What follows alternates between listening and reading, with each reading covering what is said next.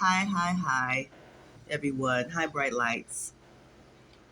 This is the first video of my new vlog titled Transparency, the Process of Divorce After 40. So, if you all don't know me, my name is Kashia Sharice. I am a certified transparency lifestyle coach. And what I do is help women to speak their truth, heal from their trauma and issues so that they can live as their authentic self. And that is what I'm doing right now, currently in my life. So I want to first say that this is not a blog to bash my soon to be ex husband. No, it's not. So if you're here for that, it's not that type of blog. It's more of a introspection of my own feelings, my accountability, right? Because it's not just one person's issues that may cause a breakup of a relationship, because you have to take accountability. And I'm all about taking accountability because that's what my brand is based on. Transparency Lifestyle is looking at you and seeing what it is that is holding you back or stopping you from being the best version of yourself. So that's what I've been working on for many years, working on my issues, working on my trauma, and I'm still doing it because it's a lifestyle. That means it's daily. That means it's continuous. So this blog is not to bash anyone. This is more of me, my introspections, my feelings, what I'm going through in this process. So I appreciate you tuning in.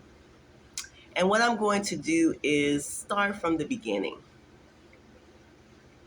So for me, I have had a lot of trauma in my life as a child, growing up with both parents because of their own issues or traumas. Of course, that can affect or that has affected me as a child and now as an adult. I just have decided to not live in trauma or pain anymore. That's what I've decided. I've decided to break the cycle. Now that takes a lot of work, and I've only started doing it a couple of years ago. So even when we got married in 2011, I was not even at the point of addressing trauma or issues in my life. So I still had that on me going into a marriage. A lot of things we didn't talk about, like trauma and issues that we've been through, even past relationships, because that can also hold trauma. So with me going in and not addressing a lot of things, I had my own issues that I had not addressed, which also directly affected the marriage. Some of the things that I had issues with were aggressiveness. And because I am a passionate person when it comes to certain things, sometimes that can seem aggressive, more so I'm being passionate. But I think the thing that really causes it to be aggressiveness is when you're in defense mode. And I was in defense mode a lot in my marriage because of triggers from my childhood.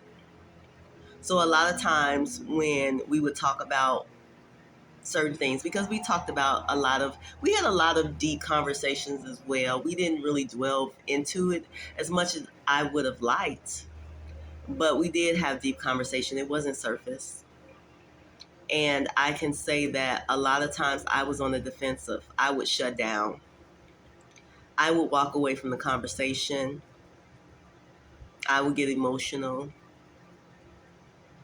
So yes, that was due to triggers that I didn't even realize was there until recently. That was due to my own insecurities. That was due to my upbringing and the things that attached to me that I never addressed. So that directly affected the marriage from my point of view, as far as my part. And I accept full accountability for that. A lot of times my expectations were high. And I realized that with expectations, it may be high for a person that maybe they're just not able to meet it. And you can't really be mad at them for that. I would be so confused on why certain things were not being done in the relationship that I didn't even realize that maybe he wasn't able to fulfill those things because of the unresolved issues or traumas that he had yet to even address. And a lot of times I looked at me, right? I'm not getting this. You're not doing this. Instead of really digging deeper into what are you going through? How can I help? What do I need to change and really change it? And as I look back, it was me. And a lot of times that can make a man feel like you're being selfish or they're not being validated or they're not being acknowledged in a lot of ways. It can make them feel that way. So I can definitely look back and look at some of the things that I attributed to the breakup of this marriage. Now, I can't give his side of the story because he would have to give that. Now, I'm not sure if he wants to come on and give his side. I will ask him to see. We're not on bad terms. It's still kind of, sensitive on both parts. But I'll ask him because maybe he can impart some wisdom. He can impart some things that he's been able to reflect on to give you a well-rounded, um, review or explanation of his side and what attributed to um, us breaking up the marriage. For me, when I asked, and I was the one that asked for divorce, for me, there were different factors that played into that. I did not take it lightly. No, it was not cheating. No, it was not abuse. But what I can say is that we were just on two different platforms or two different levels, spiritually, emotionally, mentally, in ways, in certain areas. And we just didn't know how to overcome that. And is that something that you can overcome when you're on different spiritual levels?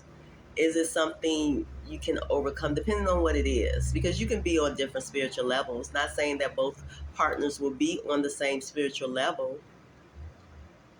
However, it just depends on what is something being decreased, is something trying to be taken away, is something not being united, right? And then on the emotional tip, I was definitely very sensitive in the relationship, in the marriage. And I've been sensitive like that for a while because I have a heart that loves. It loves.